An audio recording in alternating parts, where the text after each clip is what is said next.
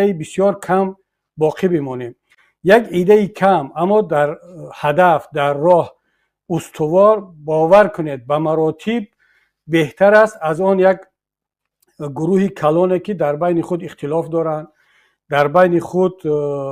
مثلا میاد مسئله های جزئی را با هر بهانه به میدان میکشند. ما یک زمانی بود که حالا اشتباه بود یا صواب بود، من قضاوت را به بعد میگذارم، اما یک زمانی بود که ما راه را باز ماندیم، گفتیم همه را در پهلوی خود بگیریم. از برادرانی که تفکر دینی دارن، لیبرالی دارن، دنیوی دارن، مثلا خیلی کسانی که از این یا آن گروه ها پیش کرده بودن، ما در رو باز کردیم، گفتیم بیاید مبارزه است، در مادامی که در صحنه تنها مانده است، چرا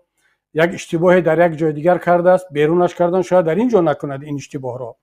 و در رو برای همه باز ماندیم و تلاش کردیم که همه را از خودمون راضی کنیم، با هیچ کس سختگیری نکنیم، حتی کسانی هم که اشتباه میکردن، دروغ میگفتن. و این سیاست ما سیاستی درهای باز، سیاستی گذشت کردن، سیاستی سری همه را سیله کردن و مشغول شدن به شکایت و به اعتراضهای همه، نتیجه همین شد که مردم فکر کردن که نهضت اسلامی تاجیکستان و پیمان ملی تاجیکستان یک نهادی هست که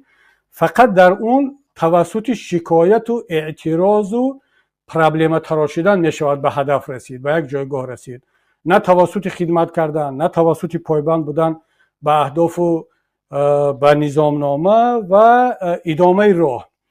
و این رو ما باید قبول کنیم که این ما رو به همین نتیجه رسوند، به همین روزی که امروز هستیم. و اخیرا ما سیاست رو تغییر دادیم، آمدیم نظامنامه قبول کردیم،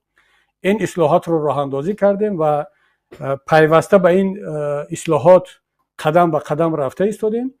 از این به بعد به این نتیجه رسیدیم که اونی که در پهلوی ما هست، نظامنامه را قبول دارد، اهداف را قبول دارد، قاعده بازی سیاسی را قبول دارد، اینها با ما تا آخر استوار در پهلوی ما قرار خواهند گرفت و با همین برادران و خواهران پیش خواهیم رفت. اما برادرانی که تصمیم گرفتن که نه از پهلوی ما بروند، یک گروه دیگر تشکیل میکنن یا به شکل انفرادی مبارزهشون را دوام میدن، حتی اگر مبارزهشون را علیه ما هم ادامه بدهند، ما را